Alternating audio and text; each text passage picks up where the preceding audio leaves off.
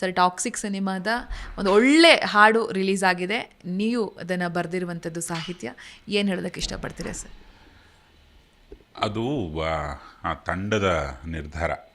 ನಿರ್ದೇಶಕರು rocking star Yash ಮತ್ತು ನಿರ್ಮಾತೃಗಳು, ಸಂಗೀತ ನಿರ್ದೇಶಕರು ತಬಾಹಿ ಅಂದರೆ ವಿನಾಶ, ಸರ್ವನಾಶ, ಅದನ್ನು ಪ್ರೀತಿಗೆ ಲಿಂಕ್ ಹಾಕಿ ಅದನ್ನು ಎಂಡ್ ಮಾಡಿ ಇಟ್ಕೊಂಡಿದ್ರು.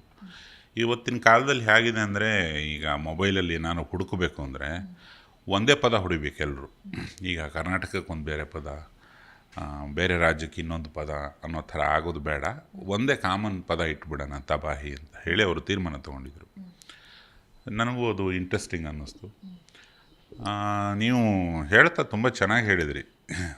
ಎಲ್ಲ ಮಿತಿ ಮೀರಿ ನೋಡೋಣ ಬಾ, ಹಾಡು ಹೇಳಿ ನೋಡೋಣ. ಶೃಂಗಾರದಂಗಾರ ಸಿಡಿದೇಳಲು ತಬಾಹಿ, ಅಥವಾ ಶೃಂಗಾರದಂಗಾರ ಸಿಡಿದೇಳಲು ವಿನಾಶ ಅಂತ. ವಿನಾಶ ಒಂದು ಸ್ವೀಟ್ ಮ್ಯಾನರಲ್ಲಿ ಹಾಡಿದ್ದಾರೆ. ಅದು ಅದ್ಭುತ ಗಾಯಕ, ಅದ್ಭುತ ಕಂಪೋಸರ್ ಬೇರೆ. ವಿಶಾಲ್ ಮಿಶ್ರಾ ಅವರು ಉತ್ತರದವರು. ಅವರು ದಕ್ಷಿಣದಲ್ಲಿ ಸುಮಾರು ಹಾಡು ಹಾಡಿದ್ದಾರೆ.